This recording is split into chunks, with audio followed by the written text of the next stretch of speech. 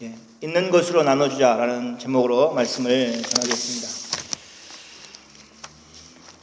오늘 말씀을 통해서 하나님의 은혜가 여러분에게 있기를 원합니다. 사도행전은 다른 말로 하면 성령 행전이다 이렇게 말합니다. 여러분 들어보신 적이 있을 것입니다. 사도들이 행하는 일들을 기록해 놓은 이 책을 사실은 성령 하나님께서 사도들을 통해서 일하셨다라는 의미에서 성령 행전이다 이렇게 이야기하는 것입니다. 사도들과 함께 일하셨던 성령께서 오늘도 우리와 함께 또 우리 가운데 역사하고 계심을 우리는 믿고 있습니다. 오순절 성령 강림 이후 어느 날이었습니다. 베드로와 요한은 함께 성전에 올라갔습니다. 그 시간은 성경은 제9시라 이렇게 되어 있는데 유대인의 시간으로 계산을 하면 9시고 우리의 시간으로 계산하면 거기에 6을 더하면 오후 3시쯤 되는 시간이었습니다. 오후 3시에 기도하는 시간에는 오후 시간에 기도하기 위해서 많은 사람들이 성전에 올라갔습니다. 그 무리 가운데 베드로와 요한도 함께하였다 이렇게 생각할 수 있습니다. 베드로와 요한이 성전에 올라갈 때 한 사람을 만납니다. 성경은 그 사람에 대해서 이렇게 설명합니다. 먼저는 안진뱅이였습니다. 그는 나면서부터 안진뱅이로 태어났습니다. 그는 사도행전 4장 22절을 보면 나이가 40여 세였습니다. 그가 몇 살부터 성전을 들어가는 사람들로부터 구걸을 하기 시작했는지 알 수는 없습니다. 그러나 그 구걸하는 것조차 자기 스스로 할 수 있는 것이 아니라 누가 그를 메어다가 그 자리에 놓아주어야만 할 수 있었다고 성경은 이야기하고 있습니다. 사람들이 매일같이 그렇게 안진뱅이를 구걸할 수 있도록 성전 미문에 데려다 놓았다는 것입니다. 그럼 왜 성전에 들어가는 길에서 그렇게 구걸을 하였을까? 그 이유는 성전에 들어가는 사람들이 성전에 들어가기 전에 구제하는 것을 큰 덕목으로 생각하였기 때문에 그렇습니다. 성전에 들어가 하나님 앞에 서기 전에 누군가를 구제하였다는 것은 성전에 들어가는 사람들의 마음에 무엇인가 뿌듯함을 가지고 돌아올 것입니다. 사람들의 그런 마음을 잘 이용하였다고 할 수 있습니다. 일상의 삶을 살면서 선행을 하지 못하였던 사람들이 마지막 성전 안에 들어가기 바로 직전에 안진뱅이 같은 사람을 보고 구걸하는 사람을 보고 동전을 떨어뜨려 주므로 자기가 평소에 선행을 행한 것처럼 그렇게 느껴지는 마음을 가지고 성전에 들어갔다라는 것입니다. 그런 선행을 쌓는 일이 된다고 생각하고 그래서 기꺼이 그들의 동전을 이 구걸하는 사람들에게 주는 것은 어려운 일이 아니었습니다. 심지어 그런 구제를 하기 위해서 어쩌면 집에 나오면서부터 돈을 챙겨가지고 나왔을 것입니다. 삶 속에서 구제하는 것이 얼마나 어렵습니까? 관심을 가지고 그 사람이 뭐가 필요한가 세세하게 살피고 그리고 그 사람을 돕는 것과 성전에 바로 들어가기 전에 아주 분명하게 구제를 받아야 될 대상이 있어서 그 사람에게 주고 마음의 면죄부를 얻는 것, 이것은 분명한 차이가 있을 것입니다. 그래서 중요한 것은 우리의 마음이 무뎌지지 않도록 만드는 것입니다. 성령 하나님이 새롭게 하신다라는 의미로서의 그 은혜는 이런 것입니다. 우리의 마음이 무뎌지지 않는 것입니다. 예를 들면 이렇습니다. 잘 지내고 있던 친구가 있었는데 어느 날 의견 차이로 말다툼을 하게 되었습니다.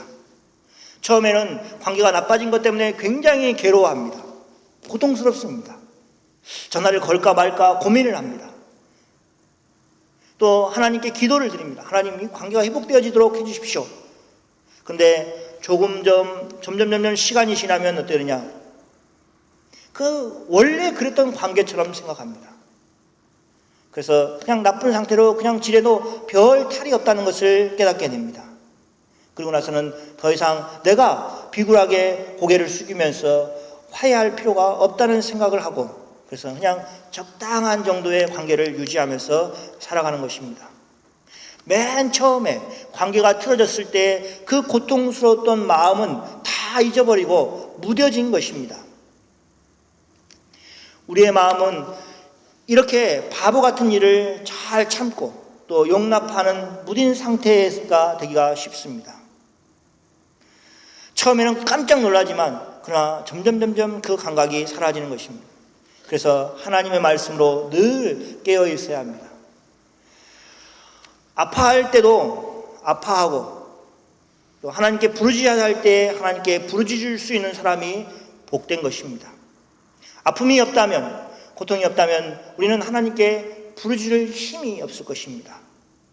그래서 날마다 우리의 마음을 새롭게 하시는 성령님을 붙들고 무뎌지지 않는 감각을 가지고 살아가는 여러분이 되시기를 바랍니다. 안진뱅이는 사람들의 발소리가 다가오는 것을 듣게 되었습니다. 그리고 구걸할 때 취하는 그 행동을 하였습니다. 요한과 함께 가던 베드로는 그 안진뱅이를 주목하여 보았습니다. 사실 베드로는 안진뱅이를 주목하면 안 되었습니다. 왜냐하면 베드로에게는 구걸하는 사람에게 줄 돈이 없었기 때문에 그렇습니다. 그러나 베드로는 구걸하는 안진뱅이를 주목하였습니다. 성경이 우리에게 말하고자 하는 것은 이것입니다. 이때부터 이미 베드로는 자신이 어떤 일을 할 것인지를 결정하고 그 사람을 주목하는 것입니다. 그리고 베드로는 그에게 말합니다. 우리를 보라, 이렇게 말하였습니다. 성경을 잘 보면 성전을 오고 가는 많은 사람들이 이 안진뱅이를 알아보았다고 말하고 있습니다. 베드로와 요한도 이 사람을 전에도 보았을 것입니다. 전에도 이 문을 통해서 성전에 들어갔기 때문에 거기 매일같이 앉아있던 안진뱅이가 거기에 또 있다는 것을 보았을 것입니다. 그의 나이가 40여 세 정도 됐으니까 한결같이 그 자리에서 구걸을 하였다고 생각한다면 모르는 사람이 없을 것입니다. 그래서 나중에 이 안진뱅이가 고침을 받고 나서 큰 소동이 일어났는데 왜 소동이 일어났냐? 모든 사람들이 그 사람이 안진뱅이라는 것을 알고 있었고 그가 고침을 받았다는 것을 보았기 때문에 그렇습니다. 구제를 하는 그런 구체적인 행동을 하지 않는다면 관심을 가지지 않았을 것인데 많은 사람들은 그에게 동전을 떨어뜨려 주면서 그가 그의 얼굴을 보았고 그의 몸 상태를 보았기 때문에 그를 알고 있었다는 것입니다. 이 안진뱅이는 어제와 같은 오늘, 또 오늘과 같은 내일을 살 것입니다. 사도인 요한과 또 베드로는 그렇지 않았습니다. 그들은 어떤 사람들입니까? 오순절 성령 강림으로 인해서 성령 충만한 사람들이 되어 있는 사도들이었습니다. 성령 강림 사건으로 인해서 방언을 말하던 것을 제외하고는 어떤 사건도 성령 강림 이후에 없었지만 이것이 첫 번째 기적이 되었습니다. 무슨 말입니까? 베드로와 요한은 완전히 다른 사람이 되었다는 것입니다. 성령의 사람이 되었다는 것을 오늘 본문이 보여주고 있습니다. 베드로와 요한에게 안진뱅이에 대한 마음에 있어서 주목하고 본 것입니다. 그들은 우리를 보라 하고 그에게 말하였습니다. 안진뱅이는 무엇을 얻을까 하고 바라보았습니다. 그런 말을 할 정도면 분명 안진뱅이에게 흡족할 만큼의 그런 정도의 구제를 할 것을 기대하였기 때문에 그렇습니다. 그냥 구제하려면 동전을 떨어뜨리고 그냥 가면 되는 것인데 우리를 보라라고 할 정도면 적어도 자신에게 그렇게 흡족할 만큼의 그런 돈을 줄 것을 기대한 것입니다. 그런데 사도행전 3장 6절의 말씀은 이것입니다. 베드로가 이르되 은과 금은 내게 없거니와 내게 있는 그것으로 내게 주노니 나사렛 예수 그리스도의 이름으로 일어나 걸으라 하고, 여기에서 베드로는 두 가지를 이야기합니다. 첫째는 자신에게는 은과 금이 없다고 말합니다. 돈이 없다는 것입니다. 사도들은 사실 가난하였습니다. 그들은 갈릴리에서 온 사람들이었습니다. 예수님의 말씀에 순종하여 예루살렘을 떠나지 말고 약속한 성령을 기다리라고 하신 그 약속대로 성령을 기다리고 있었던 사람들입니다. 그리고 오순절날 마침내 성령이 임하셔서 초대 교회가 세워지게 되었습니다. 그래서 더더욱이나 예루살렘을 떠나지 못하고 있었던 사람들입니다. 그래서 그들은 돈이 없었습니다. 없는 사람들이 이렇게 당당하게 이야기할 수 있다니 때로는 놀라움을 갖습니다. 그냥 언급하지 않고 되도록이면 지나치고 이렇게 해야 되는데 그렇지 않고 돈이 없다는 것을 밝히고 있습니다. 베드로는 왜 정직하게 그렇게 말을 하였을까? 그가 언급한 은과 금은 분명히 은으로 만든 은화와 또 금으로 만든 금화를 얘기할 것입니다. 그것들은 보통 동전보다도 더 훨씬 값어치 있는 동전이었습니다. 그래서 안진뱅이는 자신에게 주목하라고 하는, 자기를 보라고 하는 이 베드로에게서 그런 은화나 금화를 기대하였다는 것을 알 수 있습니다. 그래서 그 마음을 알고 사도가 내게는 은화나 금화가 없다 이렇게 이야기한 것입니다. 두 번째는 베드로가 자신 있게 자신에게는 은과 금이 없다고 말한 이유는 은화나 금화보다 더 가치 있는 것을 그에게 소개하기 위한 것이었습니다. 그가 기대하였던, 그가 최대한 기대할 수 있는 은화나 금화보다도 더 나은 것을 자신이 주겠다고 지금 베드로가 이야기하고 있는 것입니다. 그래서 앞에 부분은 주의를 환기시키는 것이라면 뒤에 부분이 더 중요한 이야기라는 것입니다. 무엇입니까? 나사렛 예수 그리스도의 이름으로 일어나 걸으라는 것입니다. 베드로는 거기에 대해서 나중에 이야기합니다. 그가 무엇을 가지고 있었는가 하는 것을 이야기합니다. 첫 번째는 그가 가지고 있지 않은 것에 대해서 설명을 하고 있습니다. 사도행전 3장 12절에 베드로를 본 사람들이, 베드로가 이것을 보고 백성들에게 말하되, 지금 상황이 이런 겁니다. 많은 사람들이 베드로에게 몰려왔을 때 베드로가 백성에게 말합니다. 이스라엘 사람들아, 이 일을 왜 놀라게 여기느냐? 우리 개인의 권능과 경건으로 이 사람이 걷게 한 것처럼 왜 우리를 주목하느냐? 베드로는 분명히 하고 있는데 그것이 무엇이냐면 자신의 권능이나 경건으로 이 안진뱅이가 낫게 된 것이 아니라라고 설명을 하고 있는 것입니다. 분명히 조금 전에 베드로가 일어나 걸으라 라고 한 그 베드로가 자신의 권능이나 자신의 경건으로 되어진 일이 아니라고 이야기를 하는 것입니다. 그리고 사도행전 3장 16절에 베드로는 이렇게 얘기합니다. 그 이름을 믿음으로, 그 이름이 너희가 보고 아는 이 사람을 성하게 하였나니 예수로 말미암아 난 믿음이 너희 모든 사람 앞에서 이같이 완전히 낫게 하였느니라. 그 이름은 예수의 이름입니다. 그러니까 예수님의 이름을 믿음으로 예수님의 이름이 너희가 보고 아는 이 사람을 성하게 하였다라고 이야기를 하고 있습니다. 그래서 베드로가 가지고 있었던 것은 무엇이냐? 예수님을 믿는 믿음이었다는 것입니다. 그럼 우리에게는 이 믿음이 없습니까? 아닙니다. 우리에게도 이 믿음이 있습니다. 여러분이 이 믿음을 다 가지고 있습니다. 왜냐하면 예수님을 믿는 믿음은 동일하게 그때나 지금이나 다 같은 것이기 때문에 그렇습니다. 예수님의 이름으로 걸을 수 있습니다. 예수님의 이름으로 나을 수 있습니다. 얼마나 다행입니까? 그런 일이 우리의 권능으로 일어난다면 그것은 믿을 수 없는 것입니다. 우리 스스로 능력이 있다고 생각할 때가 가끔씩 있습니다. 야, 나도 좀 능력 좀 되네.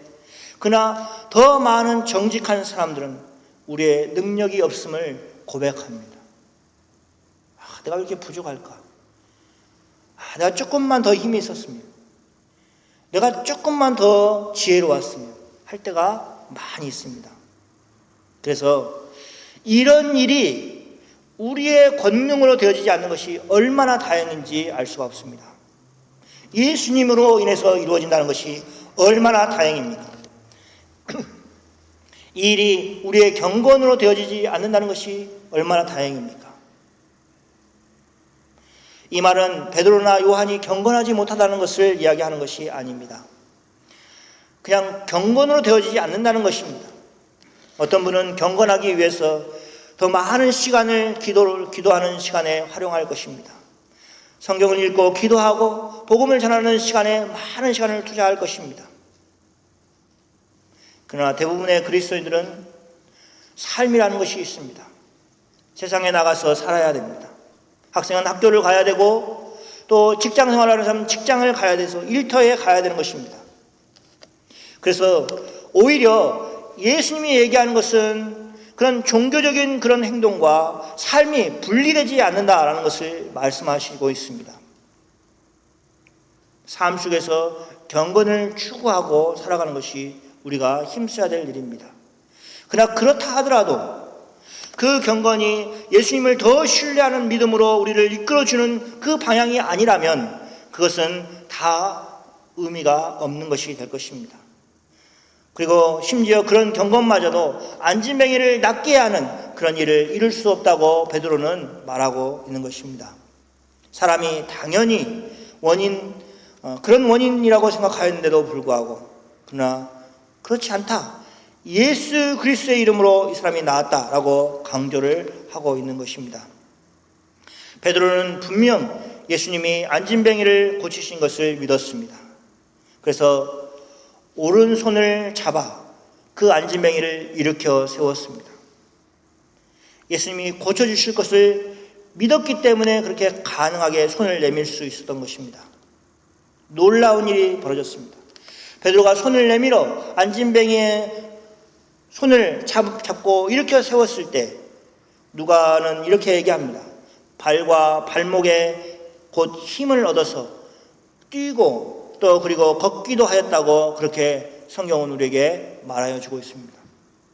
베드로가 확신을 가지고 오른손을 잡아 일으켜 세우니까 예수님께서 그를 안진뱅이를 걷게도 하시고 뛰게도 만들어 주신 것입니다. 그렇게 안진뱅이를 걷게 만든 베드로와 요한은 무엇을 하였습니까? 그들은 전에 계획한 대로 성전에 들어갔습니다.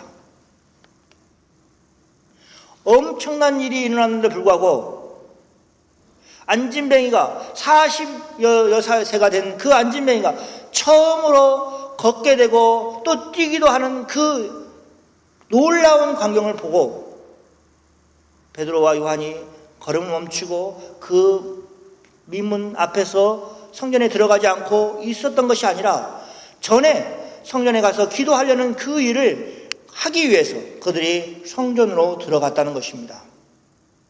자신을 통해서 엄청난 일이 일어났는데 불구하고 어떻게 전에 계획했던 그 일을 계속할 수 있을까?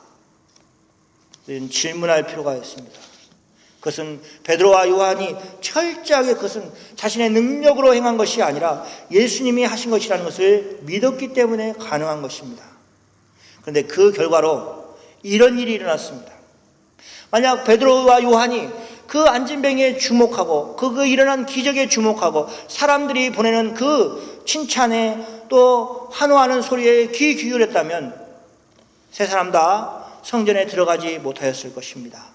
그러나 성경은 이렇게 얘기합니다. 그들은 그날 성전에 들어갔고 그래서 이 베드로와 요한을 따라서 40년 동안 성전에 들어가지 못하였던 한 사람이 성전에 들어가는 일이 벌어졌다고 성경은 이야기하고 있습니다. 그는 그날 처음으로 성전에 들어갔습니다. 그리고 그날 성전에 들어가는 그 누구보다도 더 기쁘게 하나님을 찬양하고 더 크게 하나님을 찬양하였을 것이 분명합니다. 그래서 이것이 참 중요합니다. 하나님께서 일을 행하셨는데 그 일이 그냥 이벤트로 끝나는 것이 아니라 하나님께로 나아가도록 만드는 일이 되었다는 것을 우리가 기억해야 됩니다. 베드로와 요한은 그렇게 한 영혼이 하나님께 찬양하는 일을 할 수 있도록 크게 문을 열어 주었습니다. 이것이 아주 중요하다고 저는 생각합니다. 주님이 영광을 받으실 수 있도록 우리가 자꾸 주님께 그 영광의 자리를 돌려드리는 것, 그것이 우리의 삶이 되어야 되기 때문에 그렇습니다.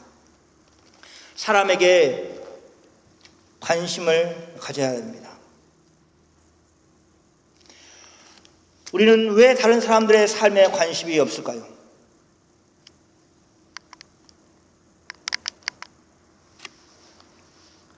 그것은 해줄 것이 없기 때문에 그렇습니다. 자기 자녀들이 있죠.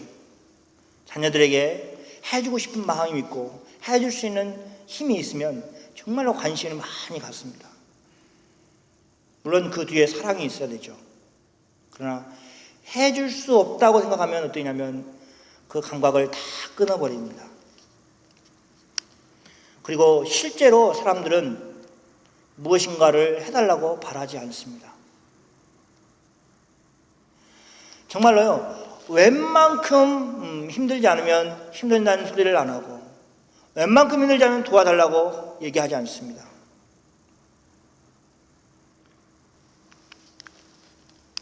그러나 아주 작은 문이 하나 있습니다.